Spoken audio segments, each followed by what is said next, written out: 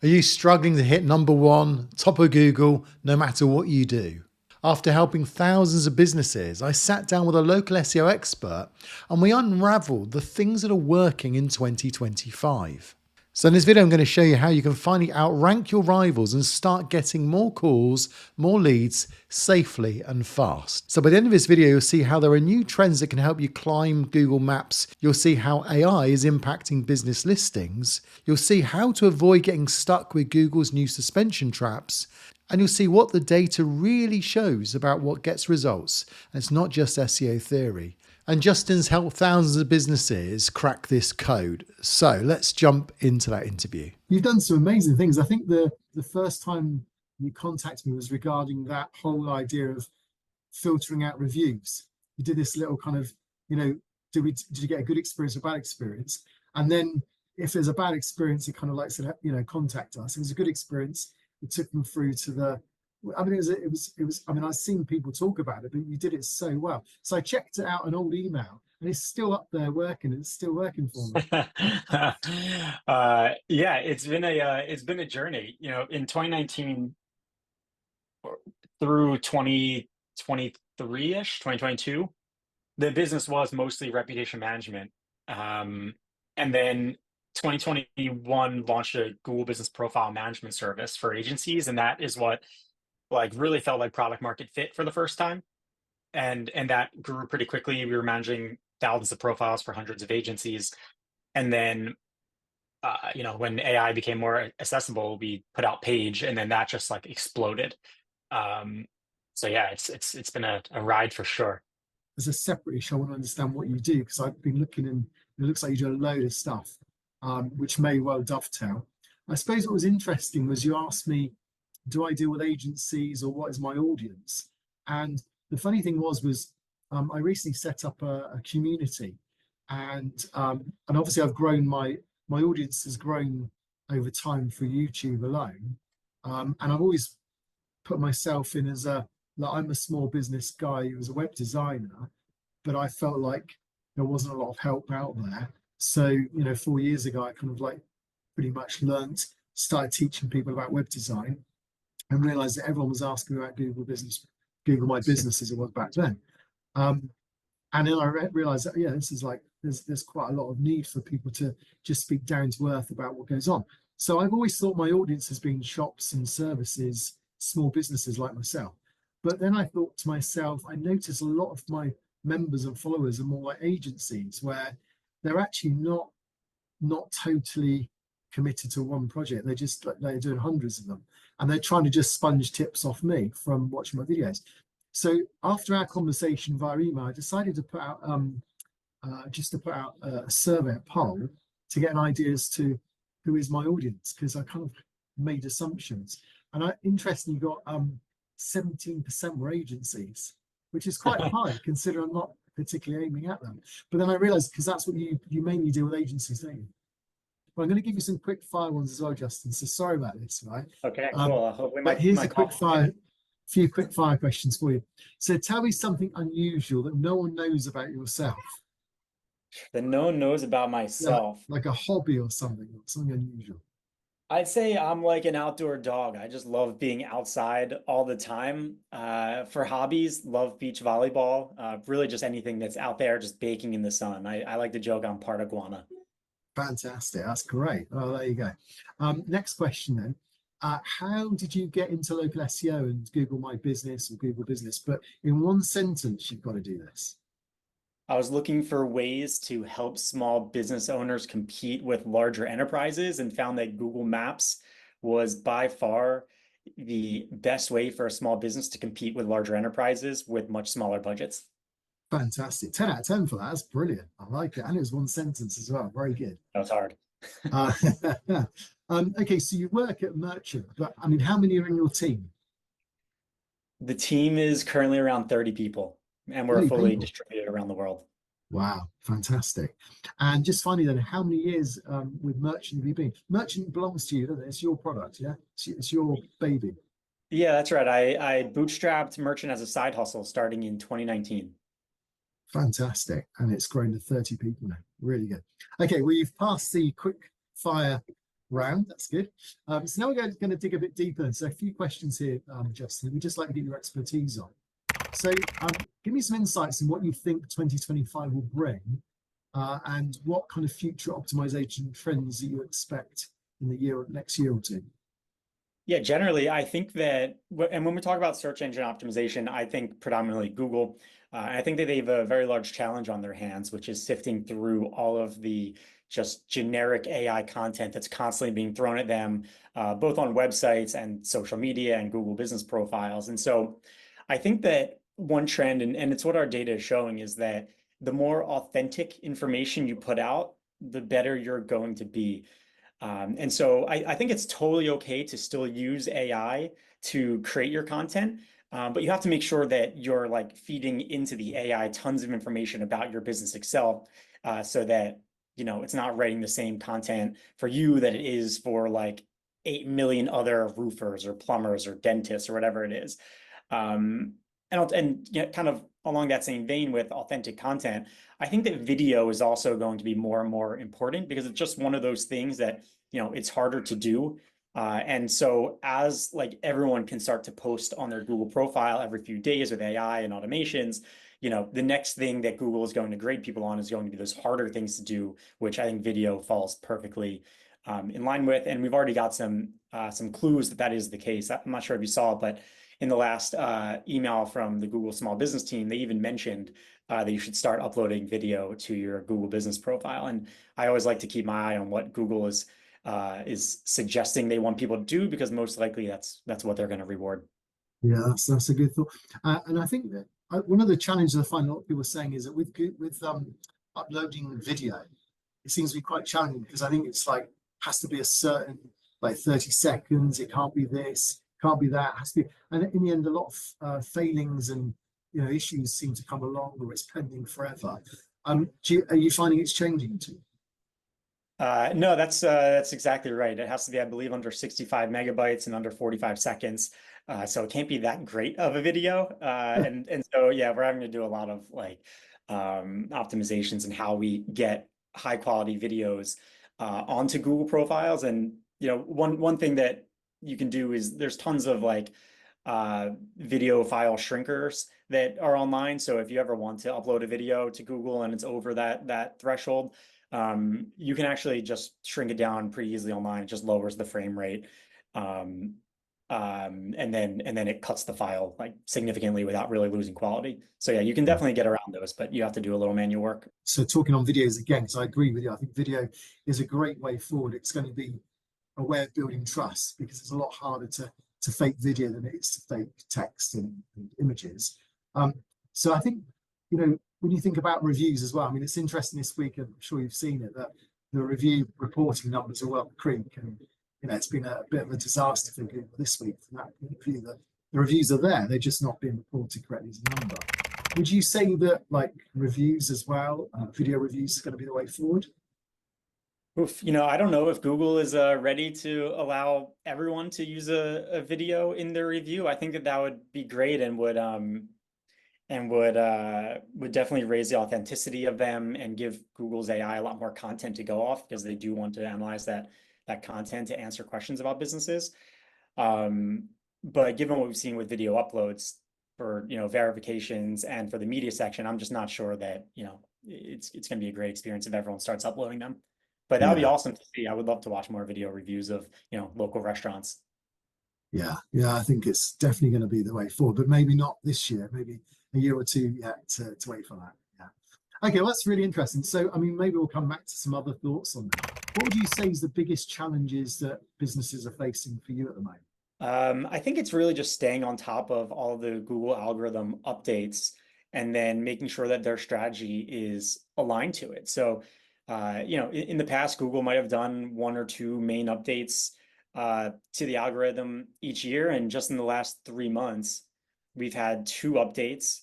And in January, there was a ranking bug where profiles were thrown in all directions. And so I think that over the last 3 months in particular, it's just kind of been a big murky mess as to what's working on Google Maps. Which is why I like to rely on the data. But even then, when things are changing so quickly, you have to wait long enough to analyze the data to see what's working. So I think that's kind of something where in the past, if you just put out good content regularly, typically Google would reward you. But Google's clearly changing the goalposts a little bit, and so I think just uncertainty right now is probably making it difficult for many business types. Yeah, and are you finding that there's a lot more like verification a few years ago was like a postcard. Now it's become like video. Now it's even becoming live video. That's like running down the road next to a signpost and running all the way back again. I mean, are you finding that it's just also Google are kind of now catching up with the fact there's a lot of duplicate businesses and there's been a lot of people kind of, using the system and they're kind of now trying to get on top of it. Do you feel that's, you find that's a challenge as well, businesses? I think it's both a challenge and an opportunity because, in the past, lead generation Google business profiles would typically dominate for certain niches. And that's not really like what Google Maps is supposed to be. It's supposed to be a real local business that you want to get in touch with. It's always frustrating when you're trying to find a locksmith. Like for example, recently my key broke as I was putting it into my door and I had to look for a locksmith. The first person I called was the top person on Google Maps. Of course, I use Google Maps to find everyone. And it turned out that it was just a call center. And then they were going to go and sell that lead to a bunch of different people who then started blowing up my phone. And so, like, that's not the experience that anybody wants, right? And so I think that while it can be frustrating that Google is making all these businesses re-verify, I think that the end result will be that they're going to get those people that are abusing Google Maps off of Google Maps, which means that the real businesses can succeed. So it can always be frustrating when you're trying to verify your business for, whatever hurdle gets thrown your way. But yeah, I think like long term, it's actually in the business's best interest that it keeps these e-commerce lead generation businesses, off of Google Maps. Yeah, I agree. And I was using an analogy the other day. I mean, I like racing, Formula One racing, IndyCar racing, NASCAR racing. I like all those forms of racing. And you could even finish, I think in my video I said like you could finish seventh, but if the six ahead of you never play by the rules and get disqualified, you're first.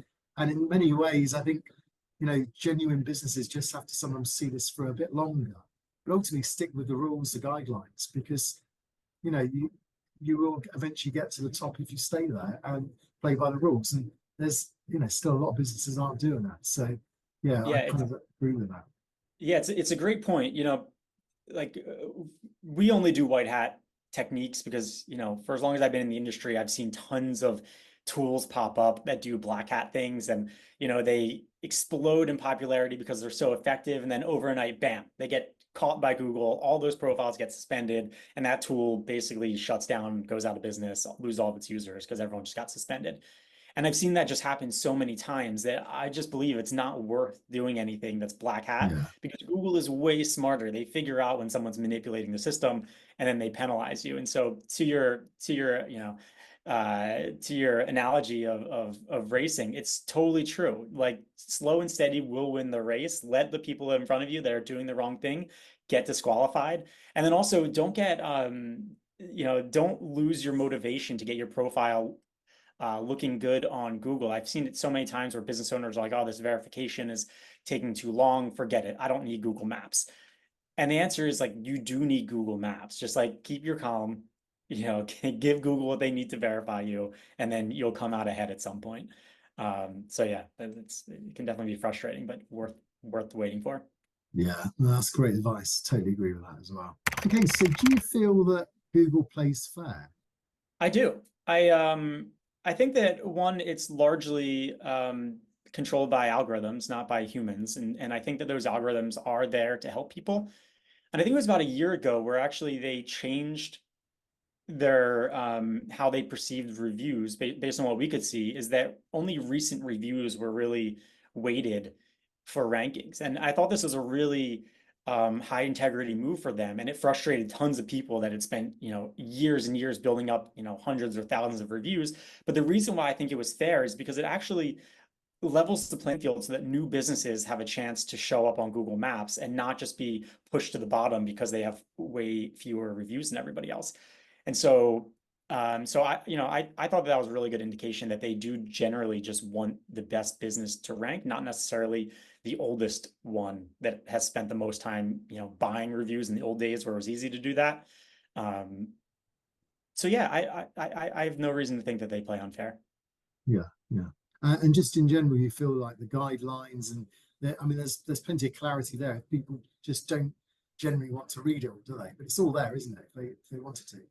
Yeah, and you know, also I like to think like what is their main motivation? And their main motivation is to find the best business for their searcher as quickly as possible. And the way that they're able to do that is by just looking at the data available for each business. And so as long as you give Google the information they need about your business and you keep it up to date, you know, they're going to like you and they're going to reward you by showing you when someone searches. So yeah, I think like just look at what Google puts out for business owners to use, and if you play by them, they're going to reward you. I don't think there's anything unfair about it. I absolutely, I feel that people are so worried about pleasing Google, but actually all Google's trying to do is get customers that are the right customers. And if Google can't do that, then Google doesn't exist and they can't market, they can't sell adverts. So it's kind of like focus on your customer. And then that actually sorts Google out anyway. So if your customer needs that information, they've got questions, if they need video to show the product, just do that, you know. And it's strange how people can't seem to see beyond search engines, can they? Yeah, and the same thing that you're doing for Google will be what's going to help you for you know, AI search results as well. Yeah, So yeah, totally with you. absolutely. With AI, then, so how do you see AI and automation impacting Google Business Profiles of 2025? So I think you've touched on this really, but anything to add to that? Yeah, I would say the AIs need something to learn about a business from. I think that's why they're putting a lot of emphasis on uploading videos, images on the business, because like I've seen examples where, for example, someone will ask, I want a restaurant with a full bar, and Google shows a Google business profile that has an image on their profile of their full bar.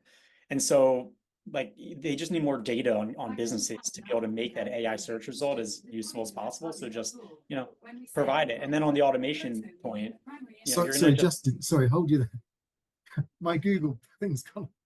Okay, Google, stop. Like, did it have a good answer for that question? I've told her to be quiet. I think your answer is much better than hers.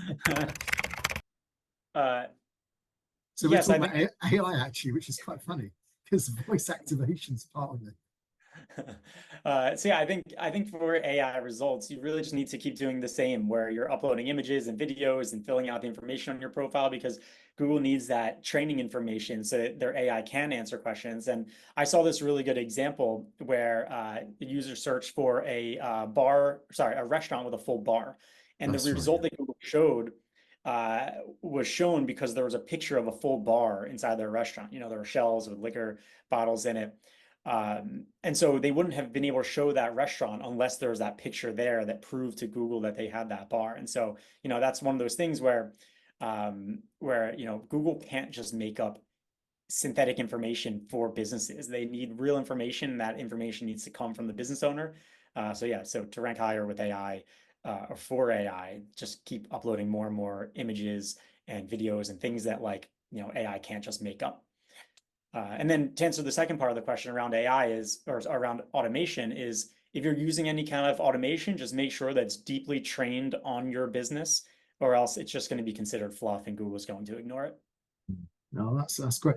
It's interesting. You mentioned like the cover photo, and I see that you can go into Google and you can decide what your cover photo is. But I find that quite often the cover photo is totally independent of what I've either asked it to do, and sometimes it's even taken it from. I even felt like it was from a third party Yale photo I had somewhere. You know, I mean, are you finding that is it reacting to what it thinks customers might want to see on the cover photo, or what are you finding from that? Yeah, well, my experience is mostly when searching for a local business. For example, the other day I was searching for French onion soup. And so I typed in French onion soup Los Angeles, which is where I am. And the cover photo that was shown in all of the results was of a soup. And some of them were French onion soup, other ones were not. And so it was just helpful because it allowed me to look at all these soup pictures and be like, oh, that one looks good. And then I, you know, went to that restaurant. And so I think that they're changing the cover photo based on what the user is searching for, just to give that business their best foot forward. Because if it showed me, you know, their front doors, I was not going to go to them. I was going to go for the one with the best looking French onion soup. Mm. So So yeah, Yeah. I think they probably do dynamically set those based on users. Yeah, yeah. So cover photos, I think it's going to get bigger and bigger in the coming years as well. But I've also got here a question: what strategies would you recommend for businesses that want to establish themselves as trusted authority in Google? So I think that we often talk about EAT, expertise, authority, trust. These things are kind of things that real people are looking for on behalf of Google. What's your thoughts on that? Yeah, I think you go for the hardest things that there are to do because most people are not going to do them, which is going to help you stand apart. So years ago, that meant just doing Google Business posts. Then more recently, it meant adding Q&As because a lot of people don't do that. Now I think it means uploading videos to your Google Business profile because again, that's something that most businesses don't do.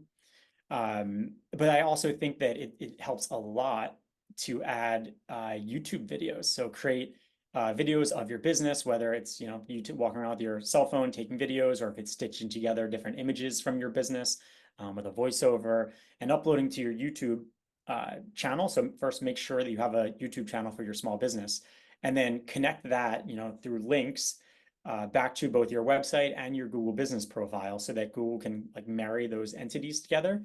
And again, just one of those things that's hard to do.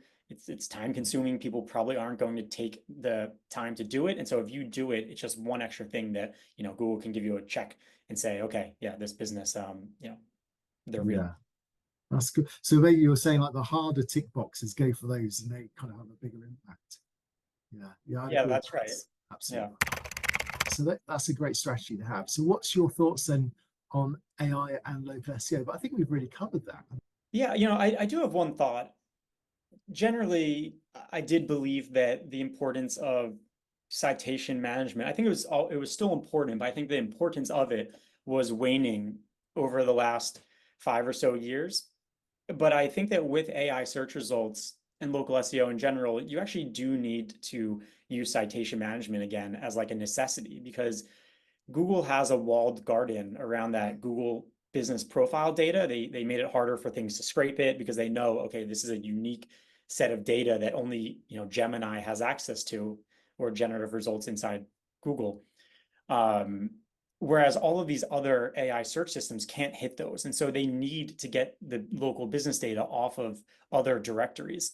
And so if your business is not representing itself well in other directories, you're not going to show up in those search results on, any other search platform outside of Google, which of course Google is the most important one. It's where 90% plus people are searching. So obviously put your focus there. But it's just an interesting thing that I thought happened, which is with AI and AI search results coming out more and more, I do think that citations, the importance of it really has ballooned again.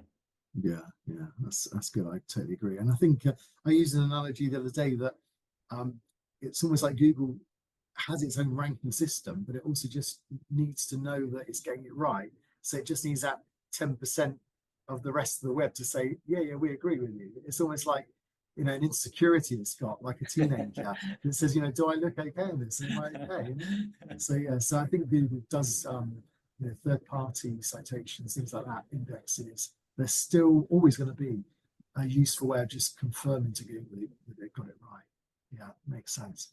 Yeah, and that's a really good point. Like, to the view of now you have to do the harder and harder things. There was a time where just updating your business through a citation management platform was enough to get you ranking on the on the first page of Google, right? And then as that became more prevalent and everybody started doing it, you then needed to go a step harder to the things that people weren't doing. And I think that that's just going to continue, and a really good example of how, you just have to keep moving up the ladder in terms of difficulty. So now you've seen what matters, are you now ready to finally outrank your competitors? Well, watch this video next, where you'll learn my masterclass that you can apply to your business. I'll walk you through every setting you need to get to the top of Google Maps locally. So I'll see you on that video.